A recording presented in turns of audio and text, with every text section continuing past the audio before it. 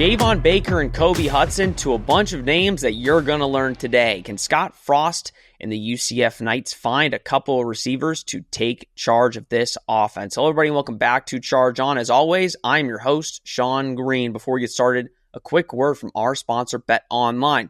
BetOnline is the world's most trusted betting platform and your number one source for online betting in 2025. Whether you're a seasoned fan or a first-time bettor, BetOnline is your ultimate game day companion.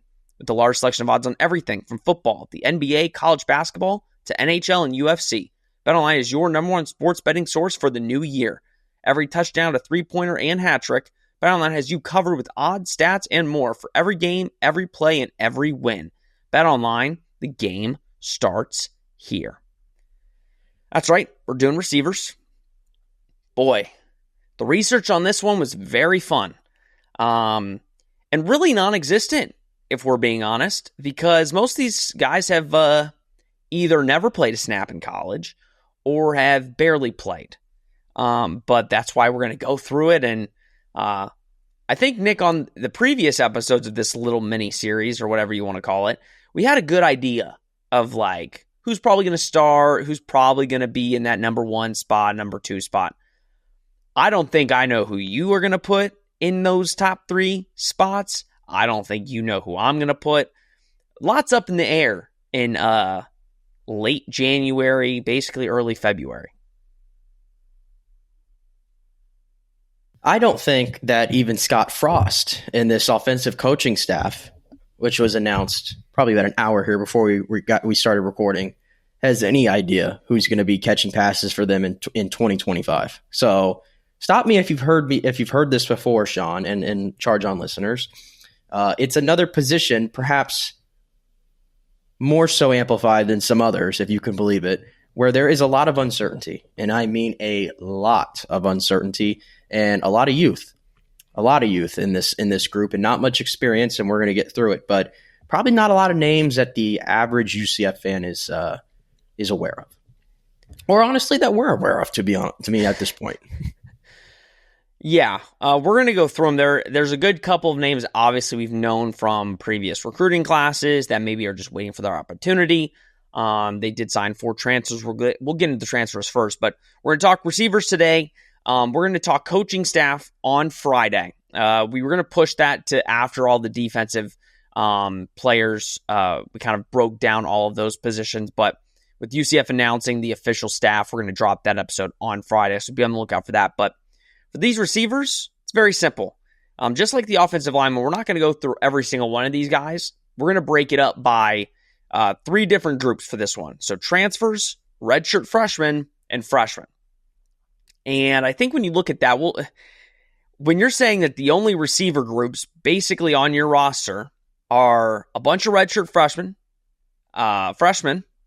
and 4 transfers, Nick, that's a really young group. I mean, you did add, if we'll go through all the transfers, but you added a sophomore, a senior, a redshirt junior, and then I think a senior too. So that's, if you look at the transfers, it makes sense that those are your older guys.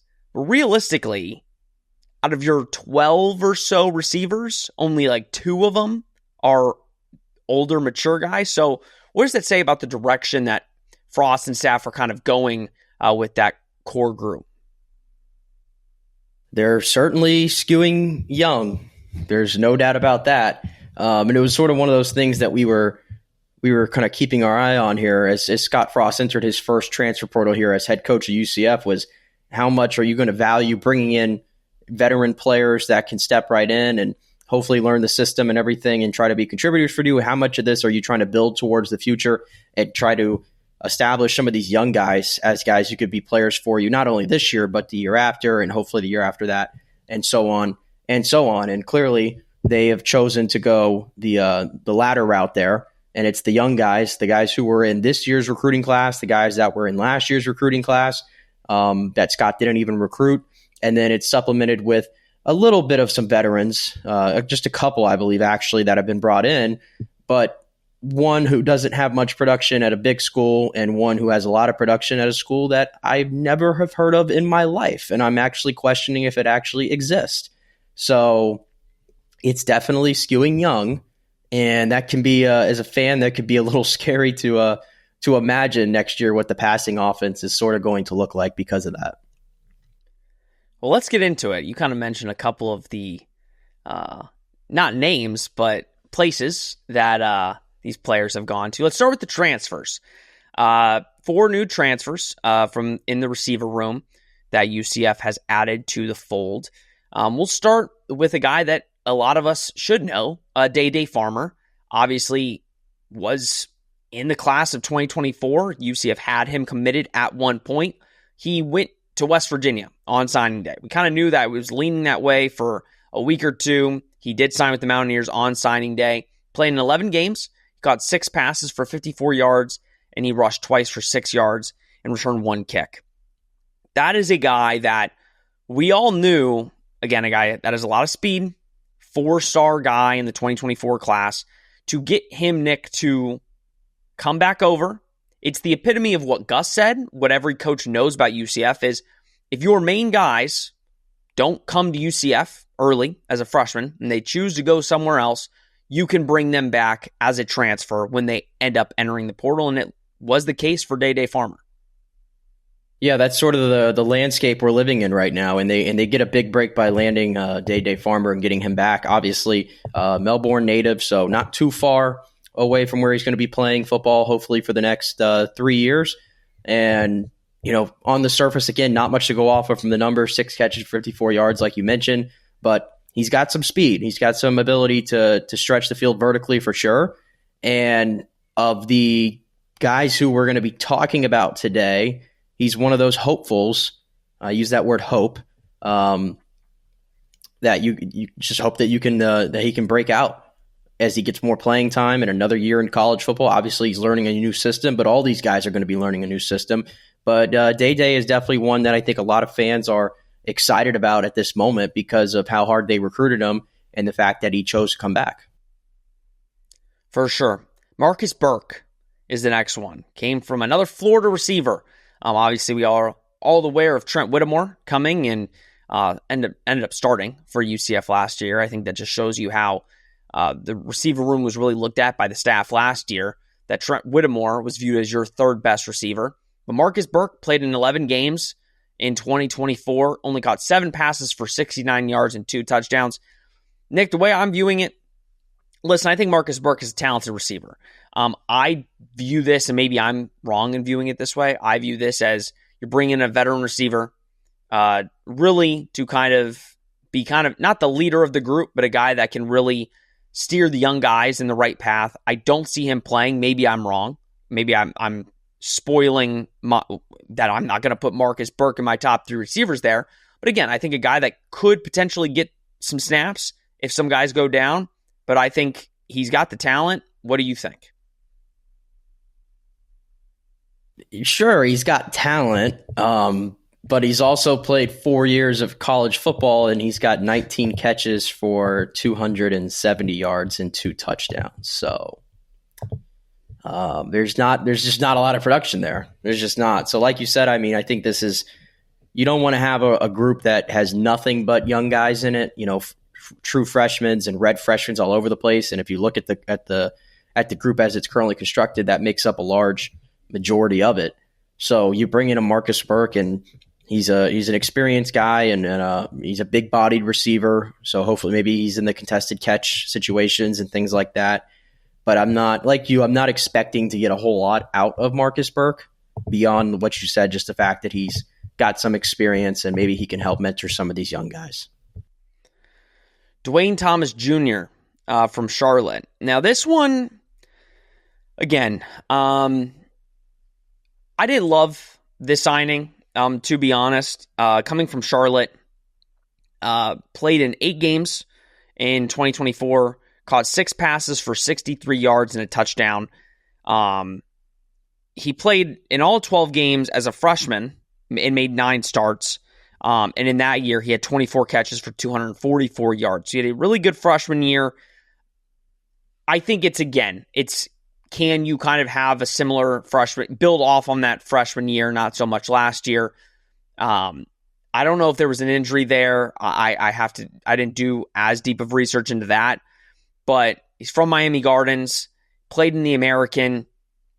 You want to see more production out of some of these transfers, and that's where it's kind of where you're looking at it, like a Marcus Burke, who played a lot at Florida but didn't actually play a lot.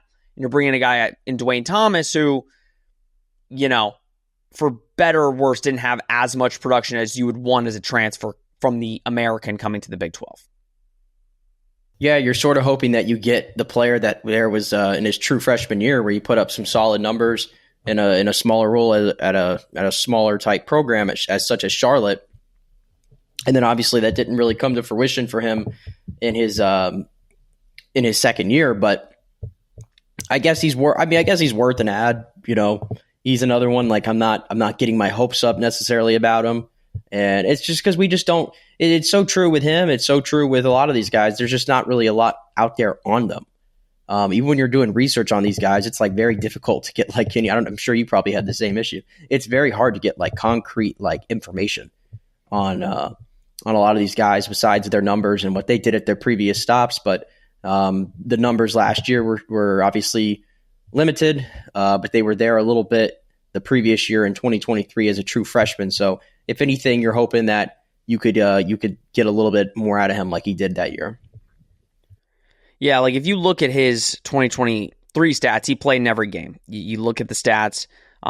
His best game was against Navy, and that was 3 catches for 54 yards. But then you look at 2024, and he only played in the game against ECU, Navy, USF, and FAU. So he played in 8 games, but he only logged a reception in 4 of them. And I think that's where, like you said, you hope that you could build off of that true freshman season and not so much this past season. You want to kind of, if he gets playing time, maybe in the return game, maybe he's 5'8", again, a speedy type of kid. So we'll see. How often too, do you know, and I'm sure this is not an exact science to this, and there's probably other examples, but of a player who has been somewhere for 2 years at a smaller school such as Charlotte and didn't really put up big production and then goes like upwards. Like, I don't feel like there's like, is that like a thing? Is that popular in college football? Like, I feel like that's it's almost like an odd sort of route. Not really. Usually it's you go off. Usually you have production at your smaller school and then you go up based on that.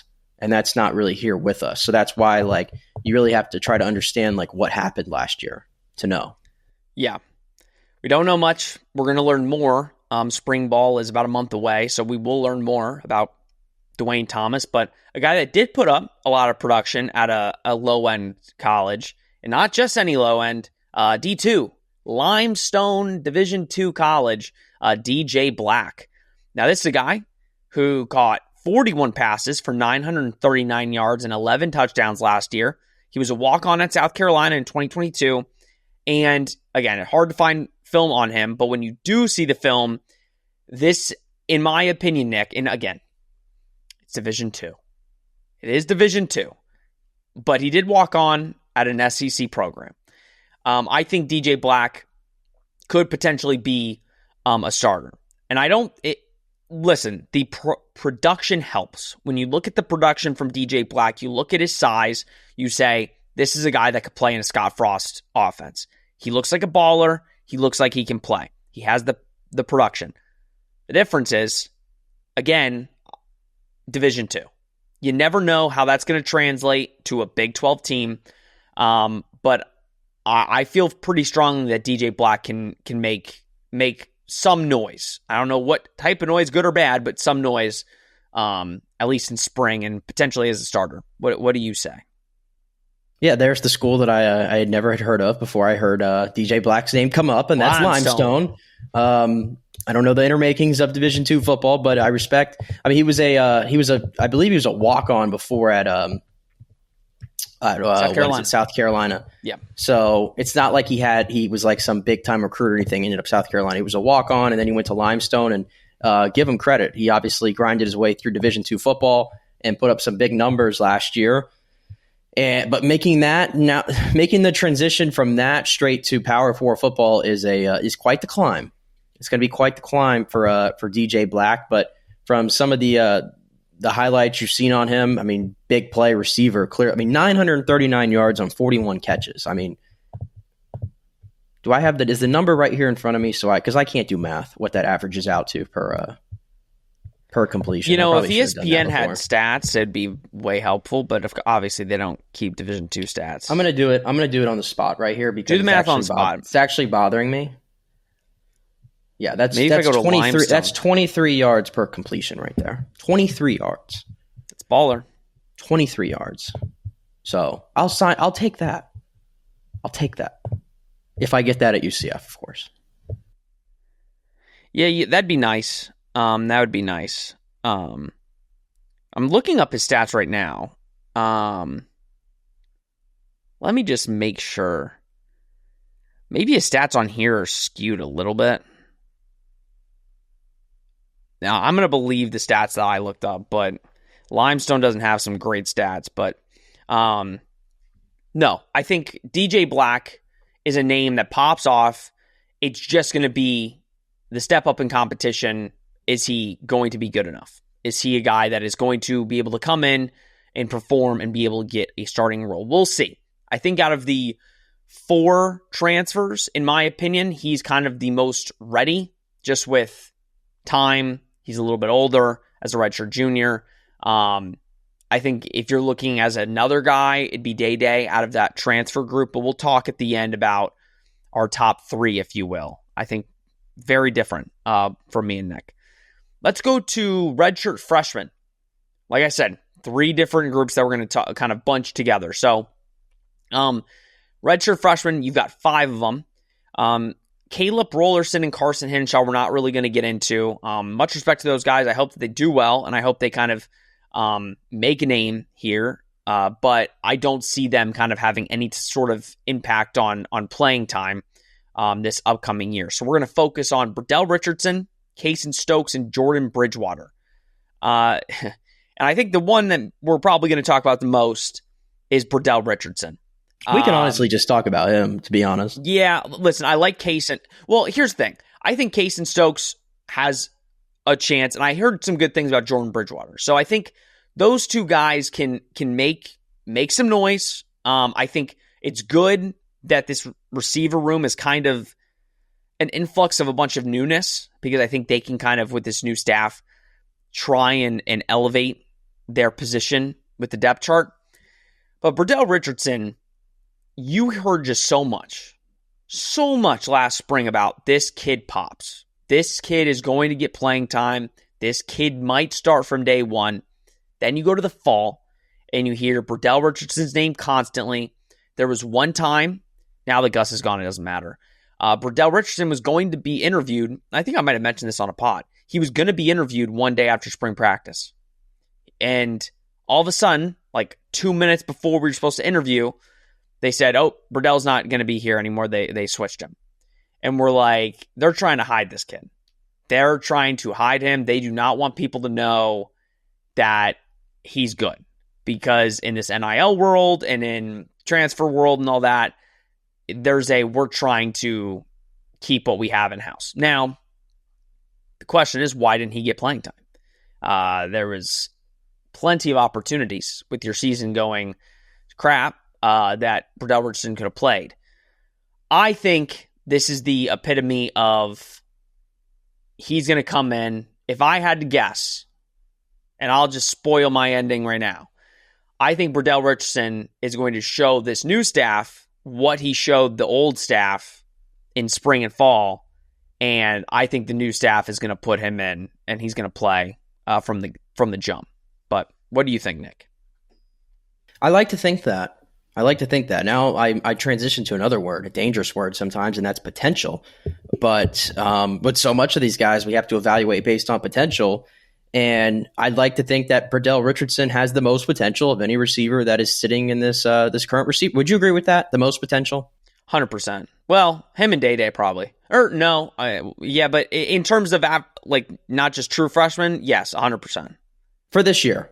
Because like I, like you, like every other UCF fan, just basically, we're always sitting there wondering as we watch UCF's receiving core outside of Kobe Hudson and then Jacoby Jones for 5 games give you pretty much nothing. We're sitting there thinking, where's Burdell Richardson at? Where is my top 400 recruit that I landed to come to my school, who we heard so much about in the offseason, every single week about how Burdell was doing this, Burdell was doing that, showing out in camps and everything. Where was that? Did he get on the field? I don't even recall if he even got on the field, to be honest with you. Nope. But I had to watch Chauncey Magwood on the field over and over at times. I had to watch Javarius Johnson squander opportunities over and over. I watched all this happen. You watched it. We all watched it. I'm having nightmares even thinking about it and talking it out loud. And we saw no Burdell Richardson, which it was very, very odd. Very odd. And unfortunately, we'll never get a chance to ask Coach Malzahn why that was. But that's fine. Yeah, that's fine. But I like to think that, Coach Scott Frost and his coaching staff knows what they have in Burdell Richardson. And again, because of his pedigree coming out as a recruit, all the good things we heard about him in camp, to me, Burdell Richardson immediately goes to the top of my receiving depth chart. Whereas last year, he couldn't even crack it. And that just shows you the amount of turnover, one, that has happened in this UCF wide receiver room from a few months to a few months later, but also just to the inexperience, and that includes him too, but also the unknown around him. I think Burdell, like you said, if I'm projecting here, I think Burdell probably has a chance to maybe be your wide receiver 1 by the end of the year, and that would be great for everybody.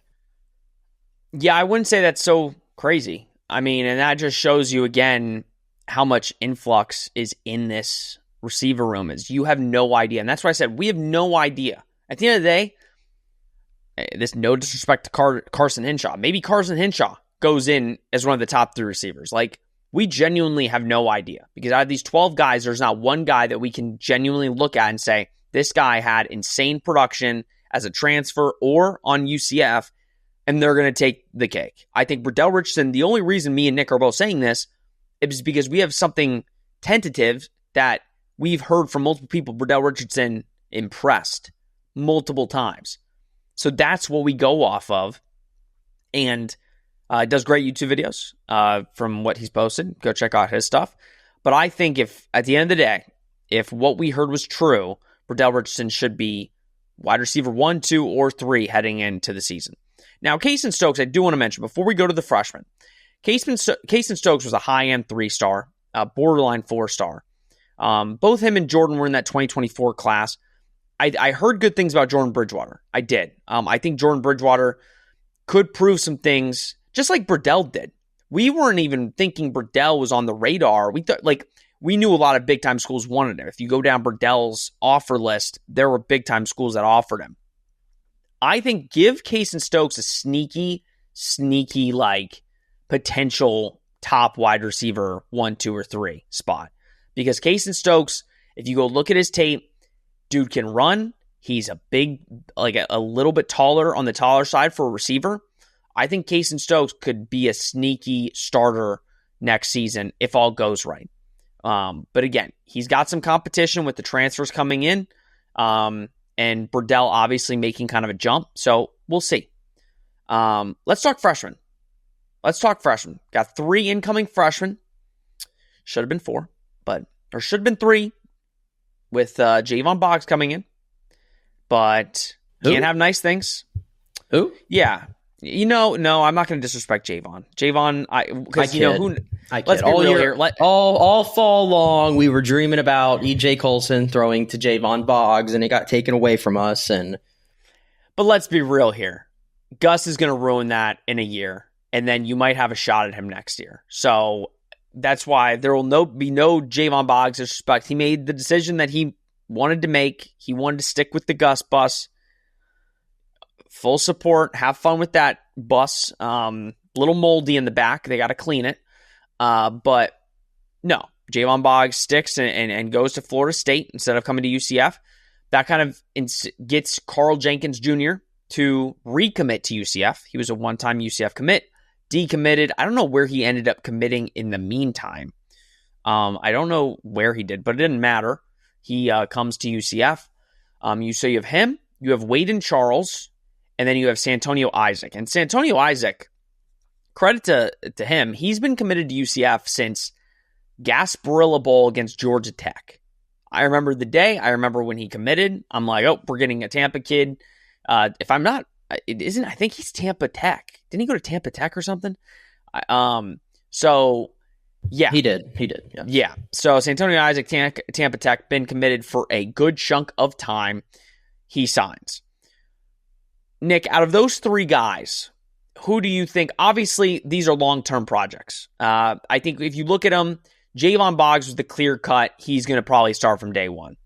He has a college body makeup already. He kind of has all the tools.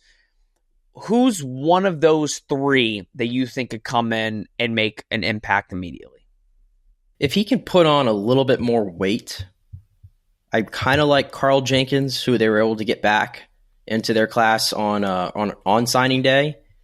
Because I like his size. He comes in and he's already 6'3", but he's really light. They have him listed here at 164.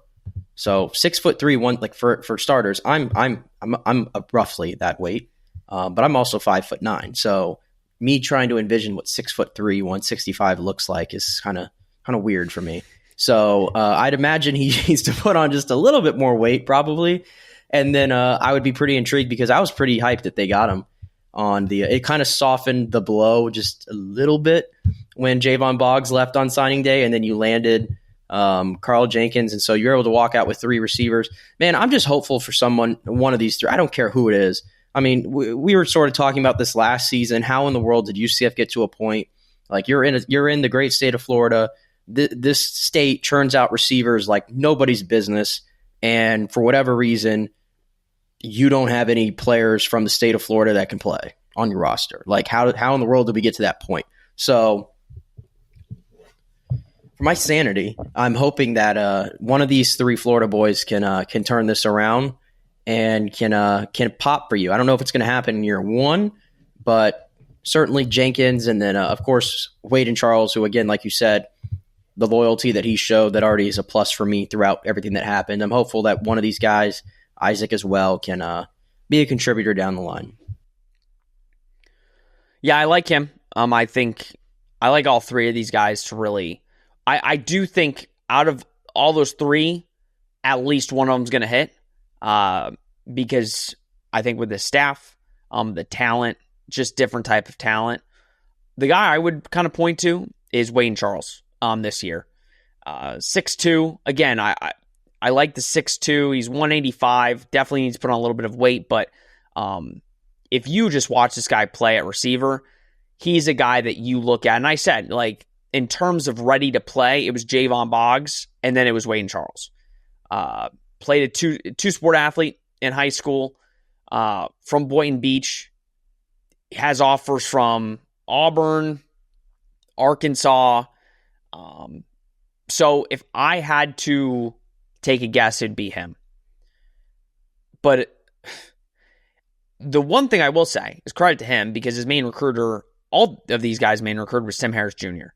And they could have easily decommitted and said, we're not going to come. We don't know who the receiver coach is. Well, they do, obviously, because of who the receiver coach is. And we'll talk about that on Friday. But I think, do I think any of these guys are going to play? Probably not. But if I had to take a guess, it'd be Wayne Charles, just by the sheer, his ability that he proved in high school. But like you said, I think all of them have the ability to play. It's just going to be about getting in the weight program and making sure they're ready for day one. All right. We got all 12 out of the way in under 30 minutes, which I give us a pat on the back with that. Let's kind of choose our top three. And I went first for tight end, so I'll let you go first. Rattle off your top three and who you think will be, again, in January, who you think in September or August will be the three receivers trying out there for UCF. I'm probably going to be horribly wrong on this, but, I've got 12 guys to pick from here.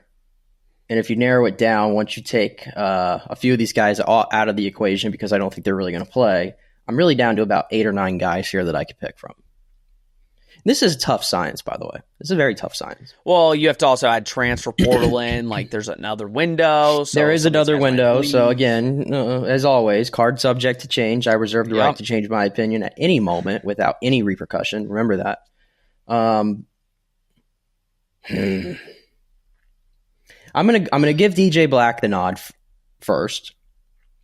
I'm gonna throw Burdell in there. Third one's really difficult. I'm gonna very, very loosely pencil him in, and that's Day Farmer. I'm gonna very loosely fill him in. I don't know. I truly don't. I secretly hope that we do add like one or two in that second portal window, not because I don't think we've got capable guys, but there is just the unknown. And I don't know if any of them want to go into this season with like guys that just don't have really much to go off of. I did say at the beginning we probably have different lists, and that's not really wrong, or that's definitely wrong, because I'm going DJ Black, Burdell, and I was going to go Day, but I don't want to be exactly the same as you. So I'll probably go my little pencil in. I'll probably go my little pencil in and say Case and Stokes. I think Case and Stokes, again, like I said, I think he can honestly take a huge leap in this second year. He was highly coveted in high school, heard good things from him last year. I think, again, it's just about these guys and how much do they learn? How much did Burdell and Kaysen learn this past year? And how much can they apply into a whole new offense with Scott Frost and be able to take that next step? Because, again, like, listen, to your point, like Day Farmer, he played in a bunch of games for West Virginia. At this point, UCF needs guys that have a little bit of experience. And even though Day is young, as a true sophomore, he still had experience. Let me just sum this episode up for you. There you go. My main takeaway for you is if UCF is going to have any success, they're going to have to run the football. Boom. Crazy take, I know. That's my hot take after reviewing this receiver group. I hope I'm wrong, but you're going to need to run the football, and you're going to need to have some really good pass-catching tight ends, which luckily UCF has. So that shouldn't be an issue. Well, guys, let us know what you think. Like I said, there's another transfer portal window. Not saying UCF's going to add receivers in that, but you have a whole bunch of spring practices and good stuff in spring to really find out who your guys are. And that will be a question that we all will be asking in the press conference room to Coach Frost and staff is, who's impressing you at receiver? Because that's going to be the big question heading into 2025 is who's going to step up and be the next Gabe Davis, the next Kobe Hudson, the next Javon Baker. There's a lot more names. The next Brandon Marshall. Don't know if that's on the roster, but it could be. It could be. That's what's great about football. College football. All right. That's going to do it for the wide receivers. Please like, subscribe, comment, share. Do all that you do. We greatly, greatly appreciate it. We'll be back on Friday with our coaching breakdown. A lot of homework to do before then. Luckily, we've already done most of it because we did a couple videos on the offensive coordinator, defensive coordinator. So it's really just going to be about position coaches. And then that next week, that next Tuesday, offensive line. 18 guys on the offensive line to talk about. So should be really fun. This has been Charge On tonight. Bet Online. We will see you on Friday.